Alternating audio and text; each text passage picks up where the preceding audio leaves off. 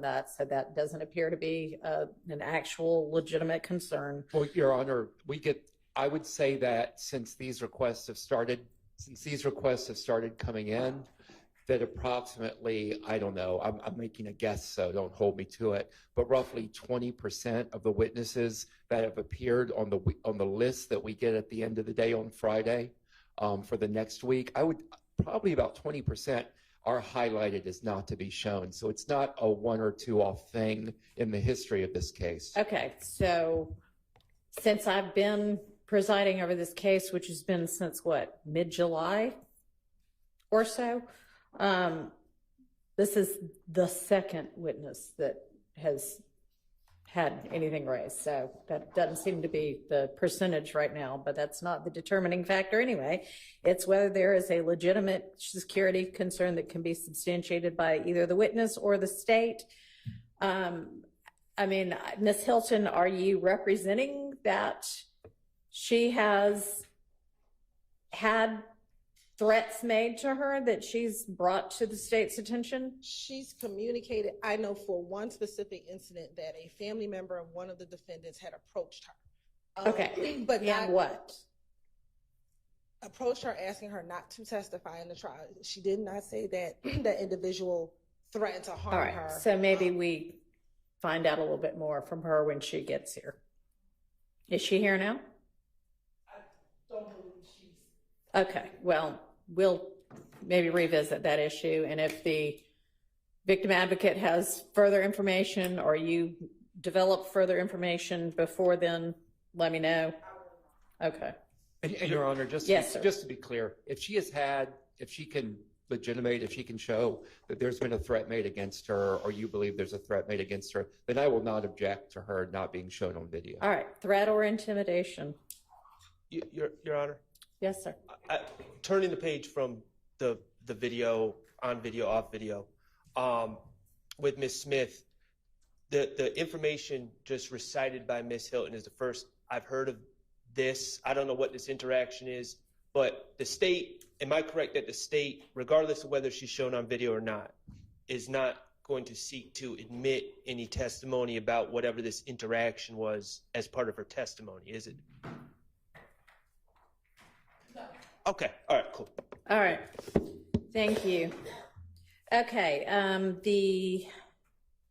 is there anything else the state intends to present with regard to that particular 911 call with Ms. Latner's? Mr. Adkins had sort of left the door a little bit open to bring something else up.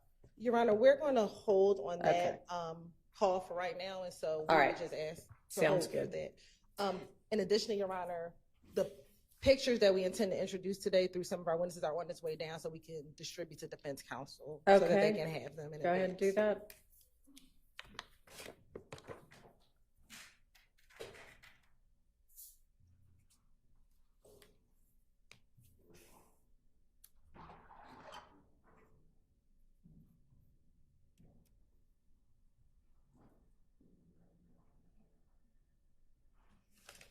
All right, and then I wanted also to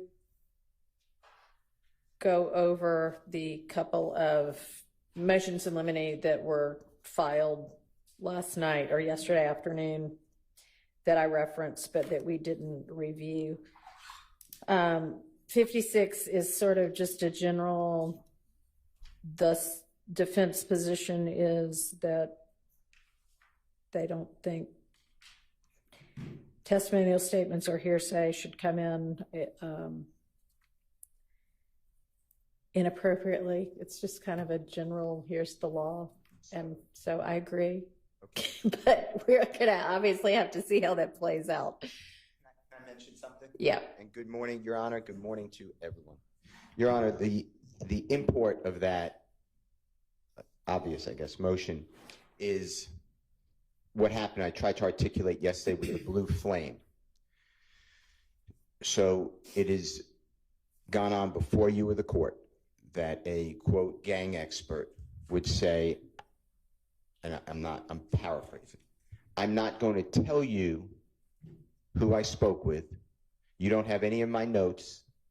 I did not do a report, although ordered by Judge Glanville to do a report. And I spoke with an unknown person, but we verified them and we find them to be credible. And they told me that, you know, Jeffrey Williams' stepfather's home had bullets driven into the home. And I always want to go back and interview everybody.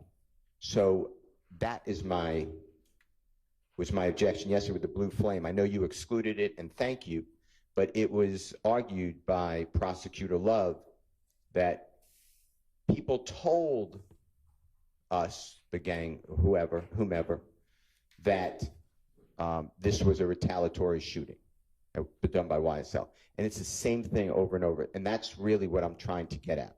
In this case, Miss Battle called me, the same witness, proposed witness who wrote to the Ensemble Court, and she was very upset. It's the same thing, nothing new.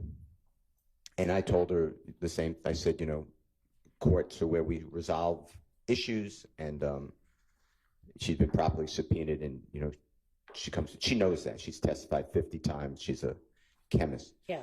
But she said that the authorities were not doing anything wrong. There's nothing wrong, but we're trying to see whether she knew over and over again who lived next door and the name of the person. And she kept saying, I don't know, I don't know, I don't know. My point is, I just want to keep all that out. And I don't want somebody to lay some foundation that, hey, on this form, which came in yesterday, of tenants, this person rented the apartment, and then have a gang expert come in and say, well, we interview people, and her boyfriend is this known gang member with IF. And that is really what this motion's about. It just shouldn't be circular and hidden. We should have the authority to go out and interview the people and have the same information the police are relying on to make those representations. And if they don't give it to us, then clearly to me it's hearsay and confrontation clause. That's my issue. Aaron, I think with many of our experts, they can rely on Pick up the mic and use it. Sorry.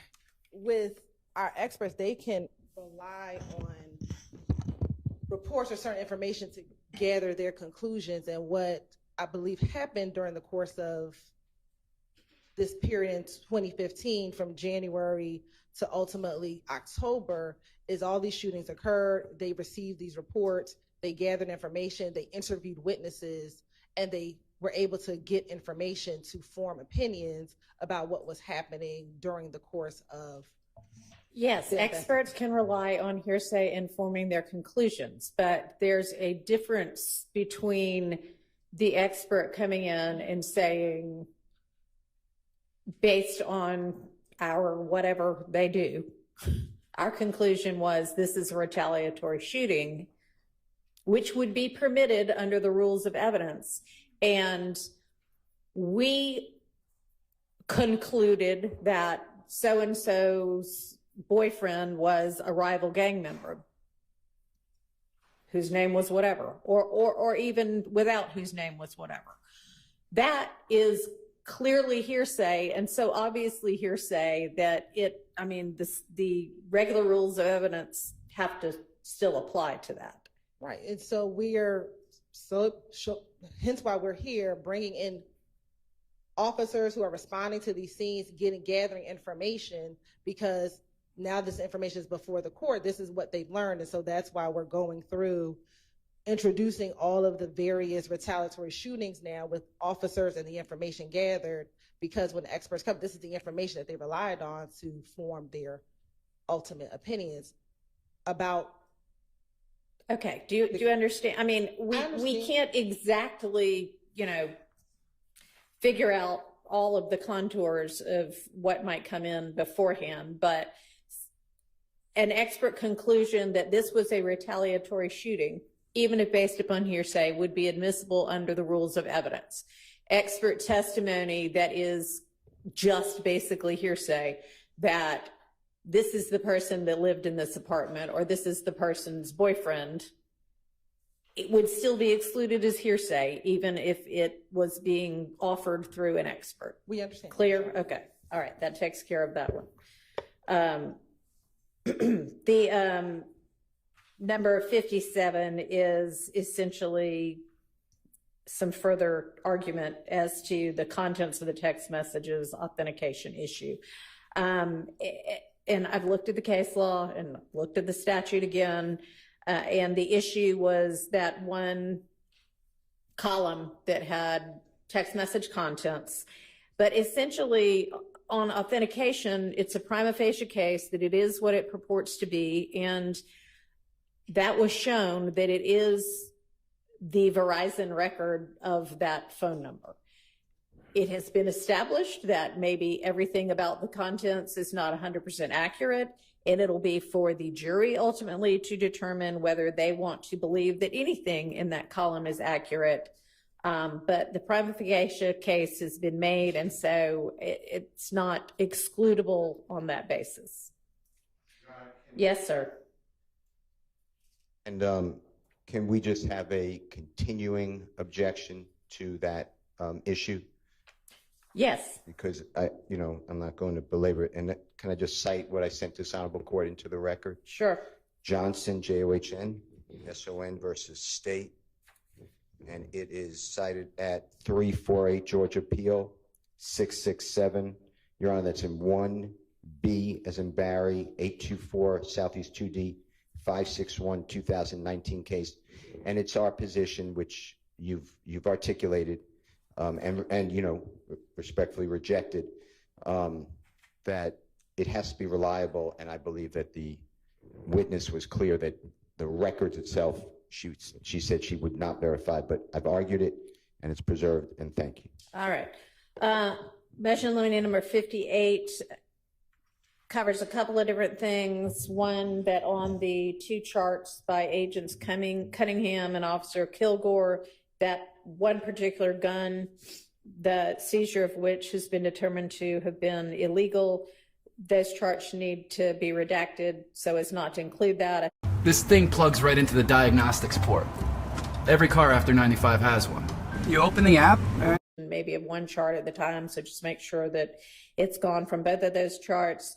Then there is a request that Mr. Zachary's recorded statement from March of 2017, where Detective Dennis asked Mr. Zachary how the assault rifle was located by police in Mr. Williams' home, be excluded because the search itself was illegal. Now, I don't know exactly what got said then, so do I need to listen to it or see a transcript of what was said? We have a transcript. Okay. You can listen to it. I don't know if the state's position, they may agree. It's a 2017 statement, Your Honor, March 3rd, if it comes in. I'm just preempting it. And the search that's been deemed illegal of Mr. Williams' home is July 15, 2015. And it's simply the detective asking Mr. Zachary about this weapon that they would not have known about, and the derivative evidence has been also I understand suppressed. what you are saying now. Okay. What's the state's position on that? Your Honor, the state does not intend to introduce anything regarding the July 2015 search or the items seized from the search.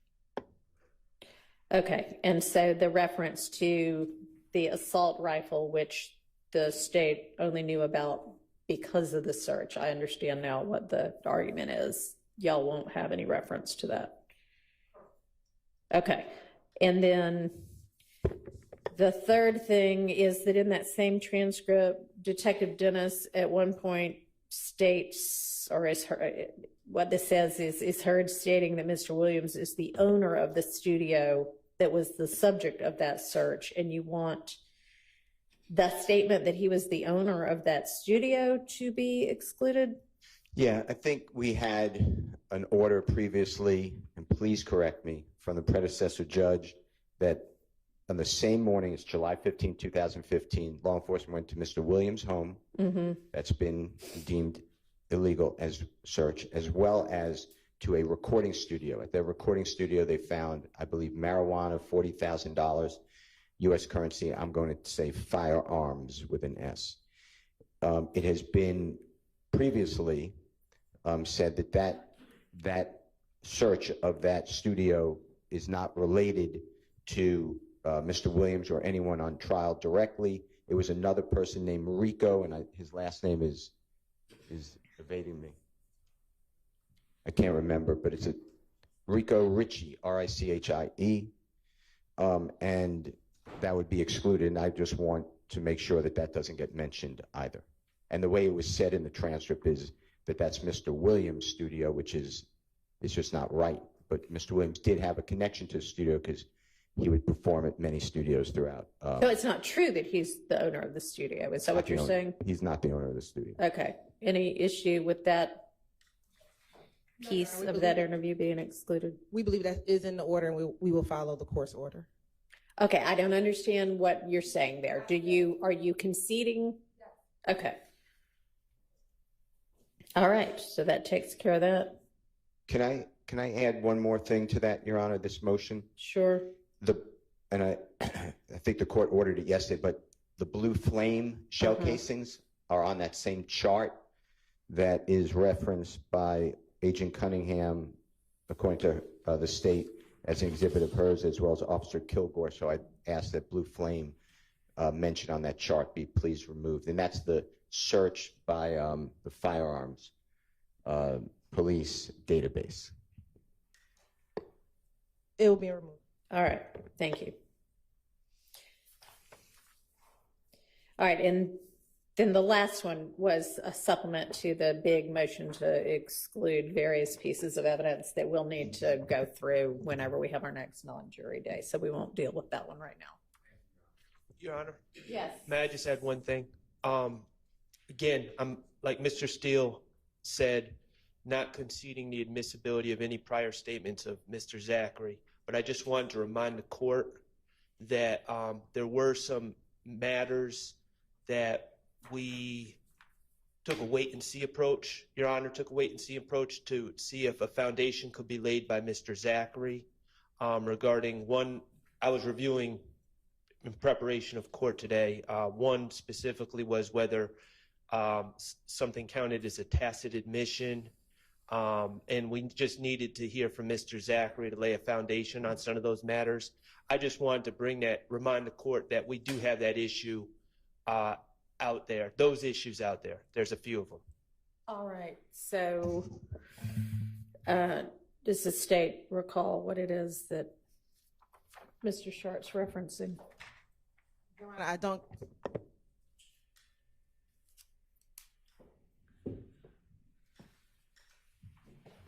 I unfortunately do not, because I don't think I was here when the Quindarius Zachary statements were reviewed. Mr. Atkins and Ms. Love were here, and give me a moment, I can reach out to them to see. All right, well, I guess until he shows up here, it won't become an issue anyway, but maybe circle back on that when we've got a different prosecutor in the courtroom, when and if we get Mr. Zachary. All right, thank you. Okay, do we have the jury? Not everybody, okay. Your Honor, yes, sir. For 3 minutes. Yes. Before that's done, We'll wait. Can I ask a quick question? Okay. Apologize, Mr. Weinstein. Your Honor, the state was kind enough to point me in the right direction for the witness list, and they said, I think the Honorable Court is on that email, so they said that Miss Bailey, B-A-I-L-E-Y, Miss Galloway, G-A-L-L-O-W-A-Y, and Miss Chavo, C-H-A-V-O, or E rather, E-S, Chaves, C-H-A-V-E-S. We're not on any witness list. If we could get contact information and if the state could make them available for us to interview, that would be helpful. I'm not moving to exclude, the witness for not being on a witness list unless the court wants to do that, but I would like to speak with the witnesses. Yes, Your Honor. All right, how soon can y'all do that? All right, it looks like these are all like APD employees. Let me just reach out to my investigative team. We should be, hopefully if they still work with the department, we should be able to get that pretty quickly. All right, anything else? All right, will you